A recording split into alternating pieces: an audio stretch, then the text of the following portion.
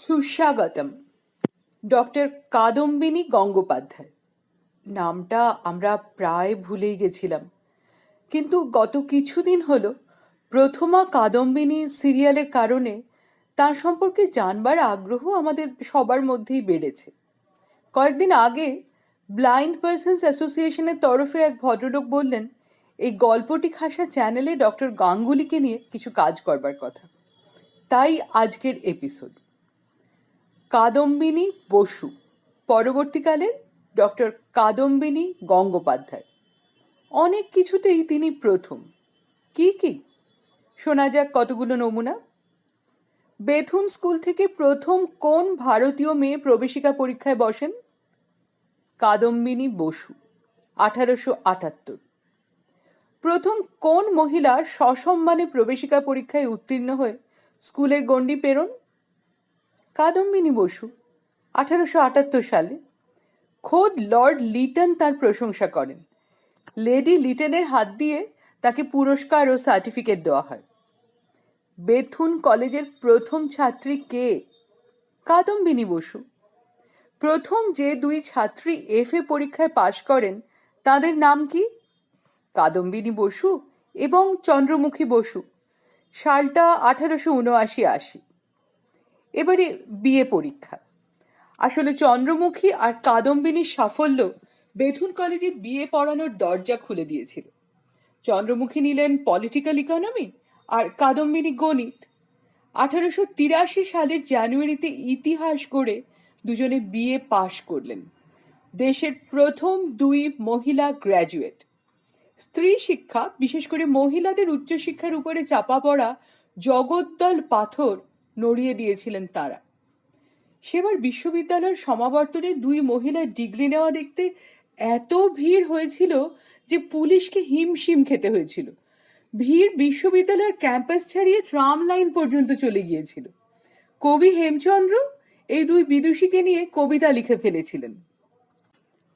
হেমচন্দ্র লিখেছিলেন, হরিণ নয়না শুনো কাদম্বিনী বালা, শুনো ওগো চন্দ্রমুখী কৌমুদীর মালা, তোমাদের অগ্রপাঠী আমি একজন, ওই বেশ ও উপাধি করেছি ধারণ, যে ধিক্কারে লিখিয়াছি বাঙালির মেয়ে, তারই মতো সুখ আজি তোমা দোহা পেয়ে, বেঁচে থাকো সুখে থাকো চির সুখে, আর কে বলে বাঙালির জীবন অসার, ভাসিল আনন্দ ভেলা কালেরও জুয়ারে, ধন্য ধন্য বঙ্গ নারী সাবাসী তুহারে। এছাড়া ইডেন সাহেব কাদম্বিনীকে সাগ্রহে উপহার দিয়েছিলেন বই। আপাতভাবে মনে হয় বিজয়িনী কাদম্বিনীর পথে বুঝি কোনো বাধা আসবে না, কিন্তু কাদম্বিনীর প্রকৃত সংগ্রাম শুরু হয়েছিল মেডিকেল কলেজে ভর্তি হবার সময় থেকেই। তিনি মেডিকেল কলেজে পড়বার জন্য আবেদন জানিয়েছিলেন 1881 সালে FA পরীক্ষার পরেই। শিক্ষা বিভাগের গড়িমসি দেখে কাদম্বিনী মন দিয়েছিলেন বিএ পড়ায়।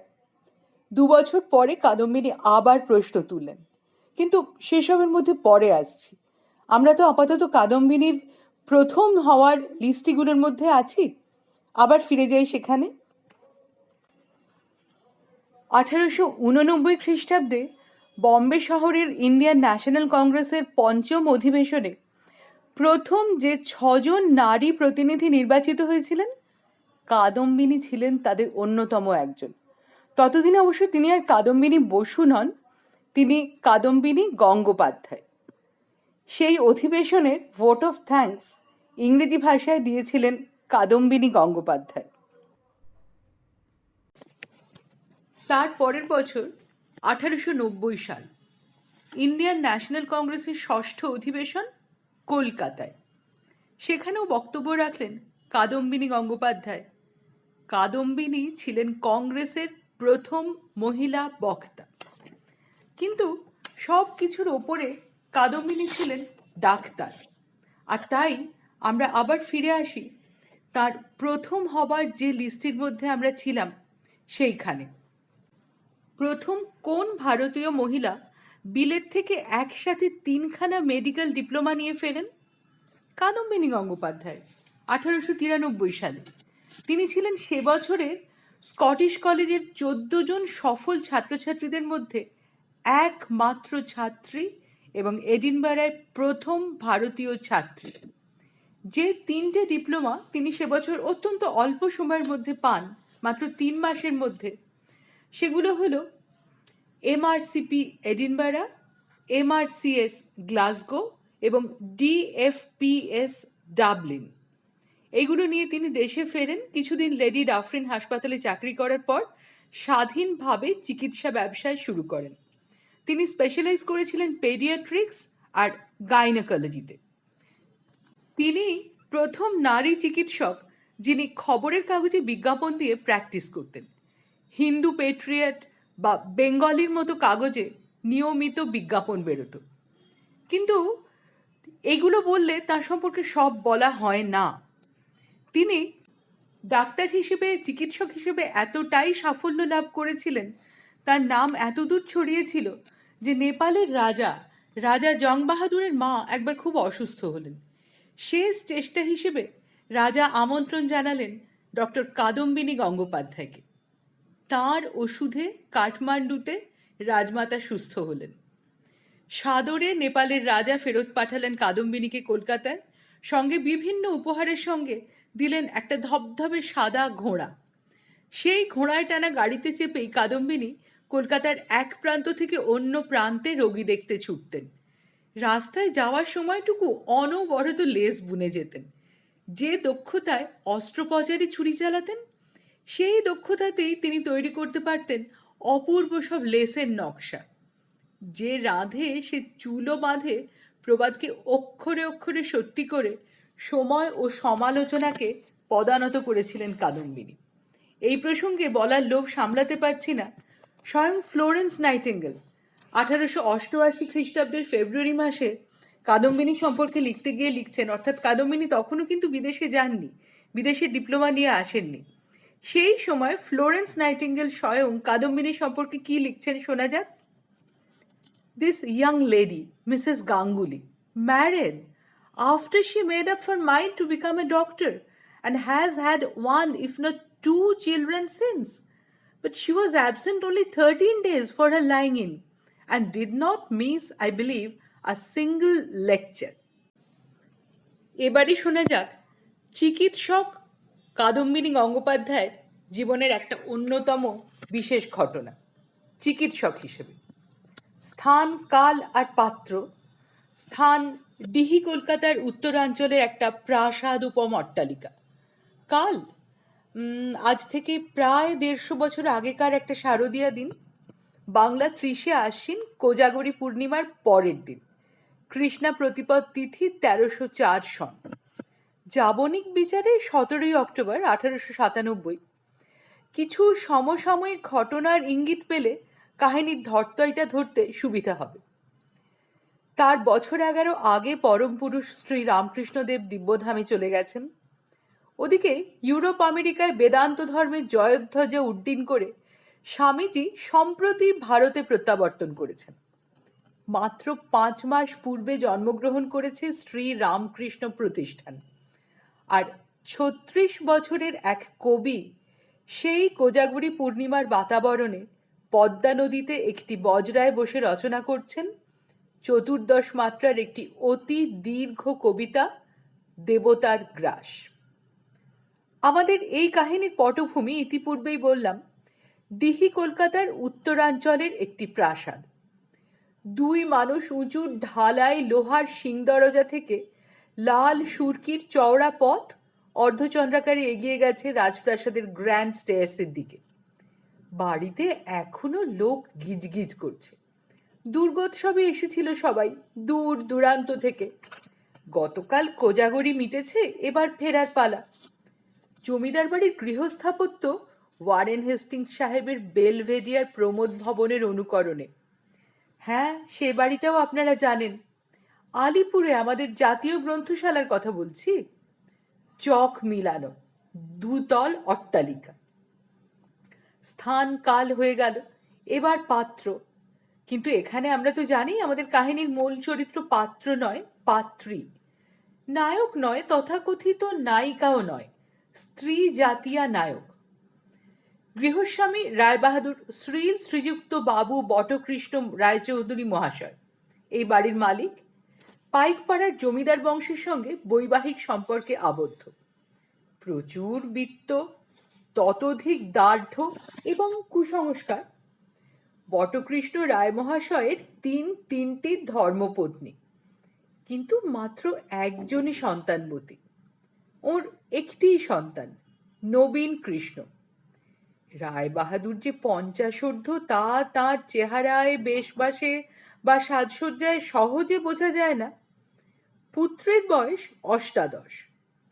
রায়মশাই পাইকপাড়ার জমিদার বাড়ি থেকে একটি অসামান্য সুন্দরী কুশরীকে পুত্রবধূ করে নিয়ে এসেছেন ২ বৎসর পূর্বে। বিবাহের সময় তার বয়স ছিল ১২। বর্তমানে সে চতুর্দশী। তার নাম হরিপ্রিয়া। অসুখটা তারই। তার দেহের ভিতর পাকস্থলিতে না জানি কোন ছিদ্রপথে জমিদার বাড়িতে প্রবেশ করেছিলেন শনি ঠাকুর। কুক্ষণে তিনি একটি হিউমার ওই ছোট্ট মেয়েটির পাকস্থলিতে স্থাপন করে গেছেন। হিউমার বুঝলেন তো, অহৈতুকী মাংসপিণ্ডের অবাঞ্ছনীয় স্ফীতি, অর্বুদ, আব। স্বয়ং ডক্টর ম্যাকডোনাল্ড স্টিভেন্স নিদান হেঁকে গেছেন, অস্ত্রোপচার ভিন্ন আরোগ্যের কোনো পথ নেই। ষাঁড়ের ডালনা খাওয়া লালমুখ খাস সাহেব ডাক্তার বলে গেছেন, যথাবিহিত সম্মান দক্ষিণা লাভ করলে তিনি ওই ১৪ বর্ষীয়ার উদর উন্মুক্ত করে অবাঞ্ছনীয় হিউমারটিকে নিষ্কাশিত করতে পারেন। প্রাণের আশঙ্কা? হ্যাঁ, তা কিছুটা আছে বই কি। উদরের নিম্নাংশ উন্মুক্ত করা সোজা কথা। তাছাড়া রোগিণী কিঞ্চিত ক্ষীণ দেহিনী। চতুর্দশী হলেও তার দেহটি যৌবন পুষ্টা হতে শুরু করেনি এখনো, জীবনী শক্তি কম। তা হোক, সাহেব doctor McDonald Stevens, MD London, FRCS, এনার নিদান বলে কথা। কলকাতা মেডিকেল কলেজের প্রিন্সিপাল ছিলেন, অবসর গ্রহণ করে প্রাইভেট প্র্যাকটিস শুরু করেছেন কলকাতার অভিজাত মহলে। সেই অগাধ বিদ্য ডাক্তার সাহেব নিজে জানিয়ে গেছেন, অস্ত্রোপচার করলে রোগিণীর আরোগ্য লাভের সম্ভাবনা ৫০%। না করলে পক্ষকালের ভিতর দীপান্বিতার পূর্বেই দ্বীপটি নির্বাপিত হবার আশঙ্কা। কি মর্মবিদারক দুঃসংবাদ! জমিদার মশাই ফিরিঙ্গি মাস্টার রেখে কিছুটা ইংরেজি শিখেছিলেন। সাহেবের ভাঙা ভাঙা হিন্দি আর ইংরেজিতে তিনি ব্যাপারটা সমঝে নিলেন। ভিতর বাড়িতে দুঃসংবাদটা বাহিত হওয়ায় কান্নার রোল উঠল। সকলেই মর্মাহত। বধূমাতা হরিপ্রিয়ার আসন্ন অনিবার্য অকাল মৃত্যুর আশঙ্কায় অনেকে শোক স্তব্ধা। কিন্তু দুঃসংবাদটা মেনে নিল না নবীন কৃষ্ণ। সে ধরে পাকড়ে নিয়ে এলো মুলাজোর থেকে অতি বিচক্ষণ এক কবিরাজ মশাইকে। সাহেব ডাক্তার রোগিণীর গাত্রস্পর্শের অনুমতি লাভ করেননি, কিন্তু কবিরাজ মশাই ৩ কুড়ি পাড়ি দিয়েছেন। শূন্য কক্ষে এক গলা ঘোমটা দেওয়া যুগল জমিদার গৃহিণীর উপস্থিতিতে বৃদ্ধ কবিরাজ পট্টবস্ত্রের উপর দিয়েই টিপে টিপে দেখলেন নববধূর উদর দেশের অবাঞ্ছনীয় স্ফীতি। যাবার পূর্বে তিনিও একই কথা বলে গেলেন, বধূমাতার পাকস্থলিতে একটি মাংসপিণ্ড ক্রমবর্ধমান। হিউমার নয়, কথাটা টিউমার। জাবনিক ভাষায় তার অর্থ দেহাভ্যন্তরস্থ অর্বুদ বা আব। তাকেই টিউমার বলা হয়। কবিরাজ মশাইয়ের মতে ঔষধে যন্ত্রণার কিছুটা লাঘব হতে পারে বটে, তবে এজন্য আসুরিক চিকিৎসাই সচরাচর ফলপ্রদ। স্টিভেন্স ডাক্তারকে ডেকে উদর বিদীর্ণ করাই একমাত্র কর্তব্য। আর সাহেব ডাক্তার অন্যায় কিছু দাবি করেননি। এ যাত্রীয় অস্ত্রোপচারে ৩টি আকবরী মোহর ডাক্তারের যথোপযুক্ত সম্মান দক্ষিণা। রায় বাহাদুর বিরক্ত হলেন। এসব মূর্খের দল সহজ কথাটা বোঝে না। ৩টি ছেড়ে 10টি আকবরী শিক্ষামোহর দিতেও তিনি প্রস্তুত। কিন্তু এ কি অশৈরন কথা! ওই লালমুখ ষাঁড়ের ডালনা খাওয়া সাহেব তার বধূমাতাকে চিৎ করে শুইয়ে তার তলপেটে ছুরি বসাবে? রায়চৌধুরী পরিবারে এমন অঘটন কোনো যুগে কখনো ঘটেছে? পারিবারিক সন্তানবতীদের জন্য আছে ধাত্রীর দল। আঁতুর ঘরে কোনো কালে কোনো পুরুষ মানুষ প্রবেশ করেনি, সেটা ওনাদের কুলাচার বিরুদ্ধ কথা। শুধু ওদের নয়, সব কয়টি বর্ধিষ্ণু ভদ্র পরিবারেই তাই।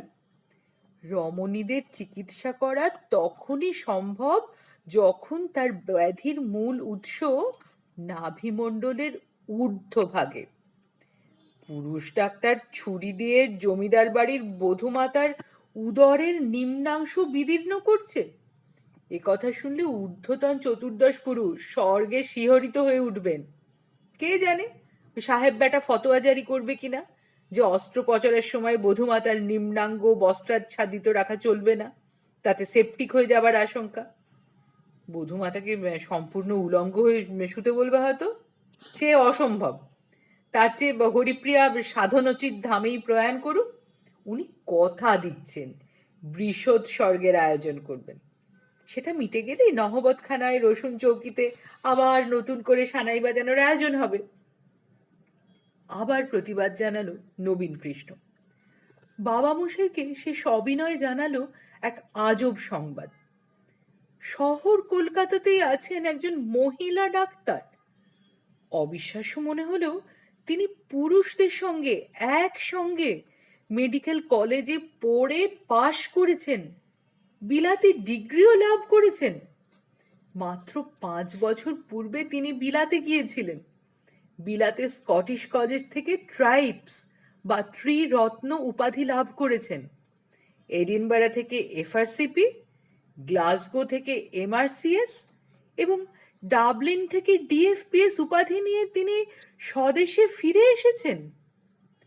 বটকৃষ্ণ স্তম্ভিত হয়ে বললেন, কি আশ্চর্য, তার কথা তো আমাকে কেউ এতদিন জানায়নি। কি নাম সে মেম সাহেবের? আগে না বাবামশাই, মেম সাহেব নন, তিনি বাঙালি। তার নাম শ্রীযুক্তা কাদম্বিনী গঙ্গোপাধ্যায়। বটকৃষ্ণ বজ্রাহত। সম্বিত ফিরে পেয়ে বলেন, কি বকছিস পাগলের মতো? বাঙালি মহিলা ডাক্তার, বিলেত ফেরত, গাঙ্গুলি, বামুনের মেয়ে? আগে হ্যাঁ বাবামশাই, সারা ভারতে তিনি একমাত্র ভারতীয় পাশ করা মহিলা ডাক্তার। তাকে দিয়েই আপনার বৌমার পেটে অস্ত্রোপচার করাতে পারেন। বাঙালি মেয়ে অস্ত্রোপচার করাবো? করেছে কখনো? অসংখ্যবার। তিনি এখন লেডি ডাফরিন হাসপাতালের স্ত্রীরোগ বিভাগের প্রধানা চিকিৎসক। তার ঠিকানা জানিস? তাকে নিয়ে আসতে পারবি? পারবো বাবা। শুনেছি তিনি অতি সম্প্রতি নেপাল থেকে ফিরে এসেছেন। নেপালের রাজমাতার চিকিৎসা করতে কাঠমান্ডু গিয়েছিলেন। ভুল বলেনি নবীন কৃষ্ণ। 2 বছর আগে 1895 খ্রিস্টাব্দে তিনি নেপালে যান নেপাল রাজের জননীকে চিকিৎসা করতে। প্রাথমিক চিকিৎসায় অসাধারণ সাফল্য লাভ করায় দীর্ঘ 2 বছর তিনি নেপালের রাজধানী কাঠমান্ডুতে রাজার অতিথি হিসাবে বসবাস করেন। নেপাল রাজমাতা দুরারোগ্য অসুখে মৃত্যুশয্যায় শায়িতা ছিলেন। তিনি অসূর্যমপশ্যা, পুরুষ চিকিৎসকের সম্মুখে উপস্থিত হবেন না। যদিও তিনি 3-20 বছর দুনিয়াদারি করে আসছেন।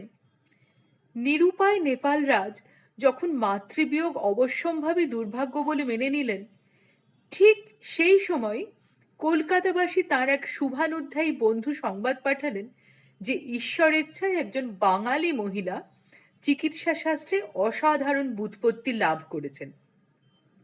তিনি বিলেত ফেরত, সমগ্র ভারতে একমেবা দ্বিতীয়া ভারতের মহিলা চিকিৎসক।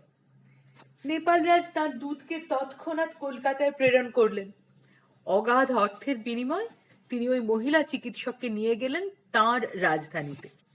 কাদম্বিনী অশ্বারোহণে অভ্যস্তা নন, ঘোড়ার গাড়ি সব সড়কে চলে না।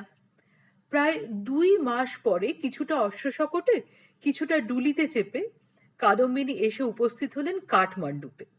রাজার অতিথি হয়ে আশ্রয় নিলেন রাজপ্রাসাদে। তখন তার বয়স 34।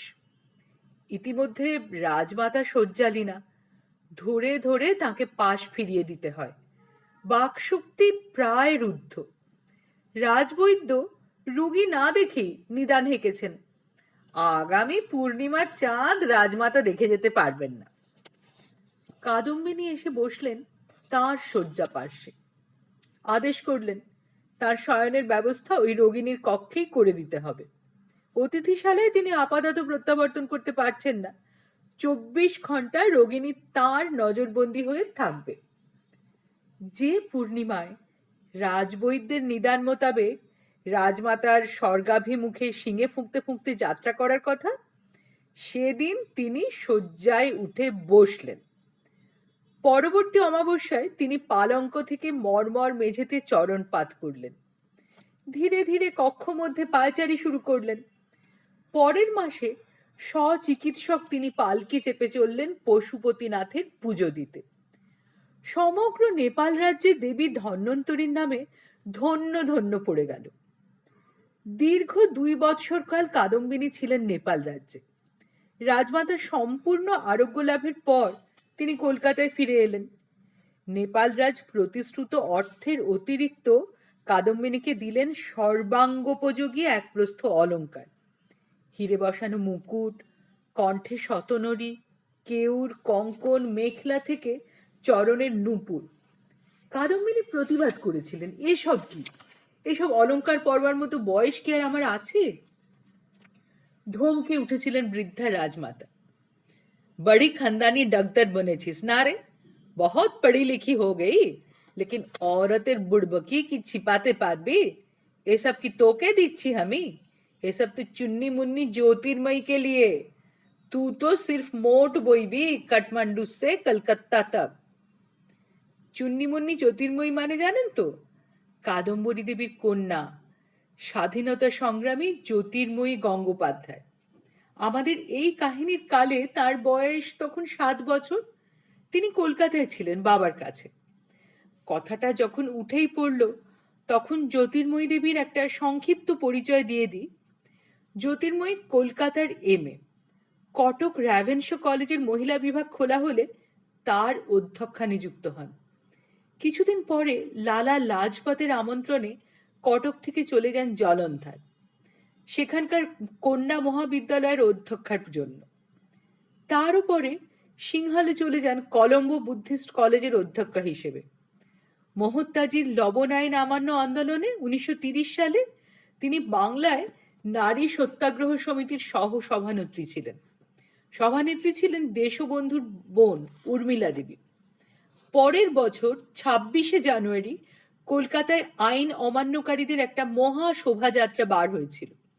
জ্যোতির্ময়ী ছিলেন তার পুরোভাগে, দেশগৌরব সুভাষচন্দ্রের ঠিক পাশে।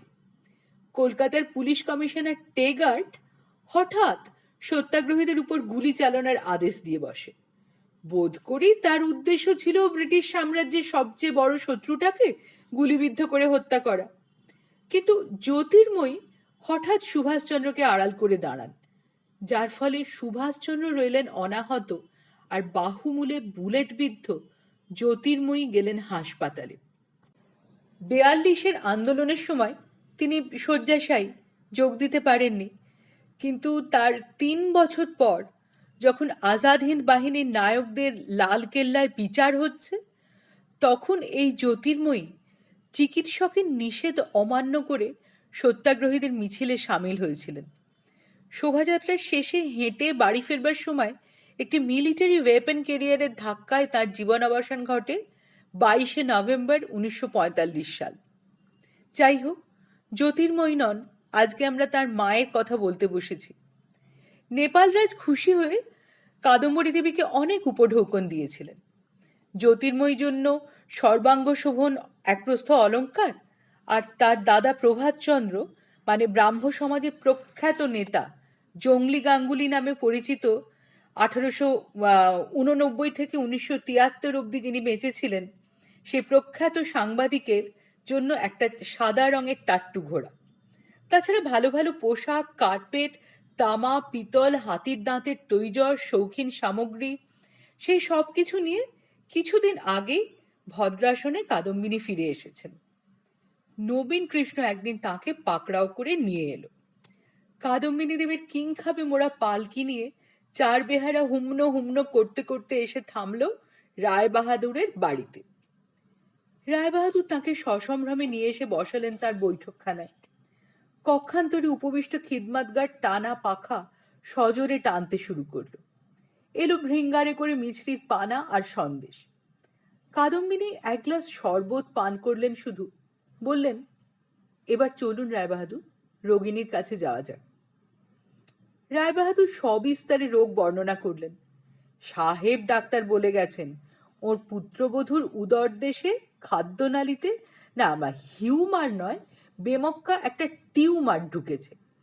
অসাবধানে মেয়েটি ছোট্ট একটি টিউমারের বীজ বোধহয় গিলে ফেলেছে, সেটা পেটে আটকে আছে, আকারে ক্রমে বড় হচ্ছে। মূলাজোড়ের বিখ্যাত কবিরাজ ভেষজাচার্য কালীচরণ উপাধ্যায়ও একই নিদান হেঁকেছেন। রায়বাহাদুরের একান্ত অনুরোধ কাদম্বিনী স্বয়ং ওনার পুত্রবধূর উদরে অস্ত্রোপচার করে ওই অর্বুদ বা টিউমারটিকে নিষ্কাশন করে দিন। কাদম্বিনী বললেন, অস্ত্রোপচারের প্রসঙ্গ তো পরে আসবে, আগে রোগিণীকে দেখি, চলুন আমাকে তার কাছে নিয়ে চলুন। দ্বার প্রান্তে প্রতীক্ষায় দণ্ডায়মানা ছিল সৌদামিনী, বড় মায়ের খাস বাঁদি। সে দৌড়ে ভিতরে খবর দিতে ছুটল। সেটাই ছিল সেকালীন প্রথা। কর্তামশাই দিবাভাগে অন্দরমহলে আগমনের ইচ্ছা প্রকাশ করলে প্রথমেই দূত মুখে সে বার্তা ভিতর বাড়িতে প্রেরণ করতে হতো। প্রশস্ত সোপান অতিক্রম করে ওরা দ্বিতলে উঠে এলেন। দক্ষিণ পূবের ঘরখানি নবীন কৃষ্ণের শয়নকক্ষ। রোগিণী সেখানেই শায়িতা। শ্বশুরমশাই ডাক্তার বিবিকে নিয়ে কক্ষে পদার্পণ মাত্র আবক্ষ অবগুণ্ঠনী মুখটি ঢেকে পালঙ্কে উঠে বসল কিশোরী মেয়েটি। তার শয্যাস্পার্শ্বে আরো দু তিনজন মহিলা, সকলেই অবগুণ্ঠিতা।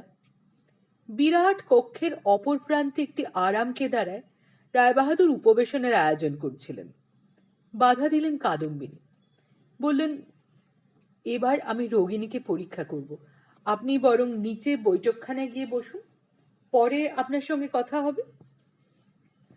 শয্যা প্রান্তে যে দুজন অবকণ্ঠনবতী অপেক্ষা করছিলেন তাদেরও বললেন, আপনারা আসুন, আমি বৌমাকে একান্তে পরীক্ষা করব। 10 মিনিট পরে নবীন কৃষ্ণকে পাঠিয়ে দেবেন, তাকেও কিছু প্রশ্ন করবার আছে।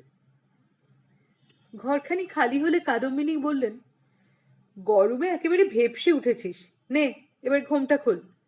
কি নাম যেন তোর? হ্যাঁ, হরিপ্রিয়া, তাই না? হরিপ্রিয়া পালঙ্ক থেকে অবতরণ করে কাদম্বিনীর পদ স্পর্শ করে প্রণাম করে পালঙ্কের বাজু ধরে নিশ্চুপ দাঁড়ালো।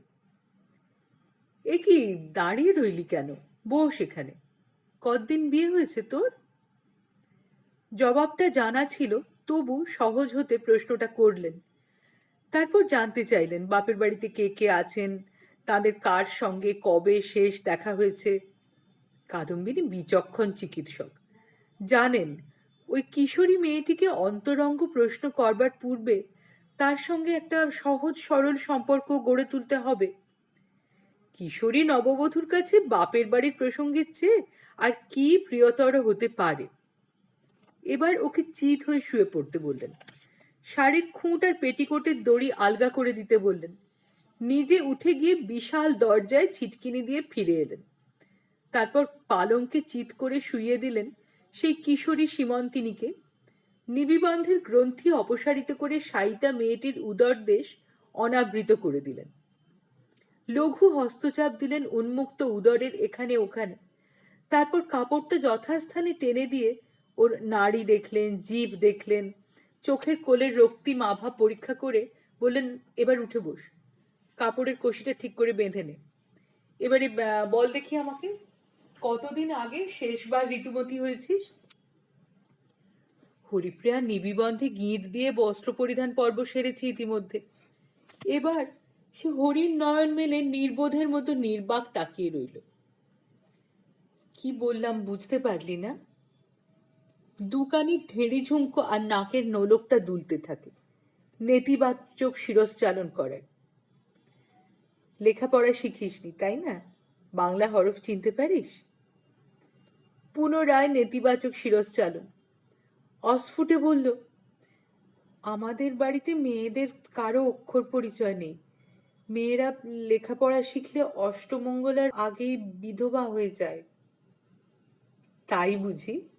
শোন বোকা মেয়েটা, আমার বিয়ে হয়েছিল 21 বছর বয়সে। আমার 8টি সন্তান। এখন আমার বয়স 36।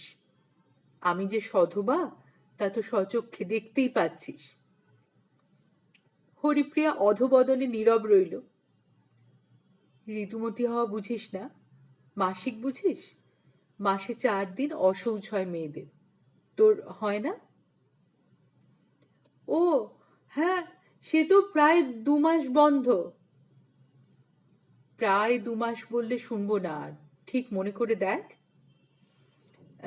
হ্যাঁ, মনে পড়েছে।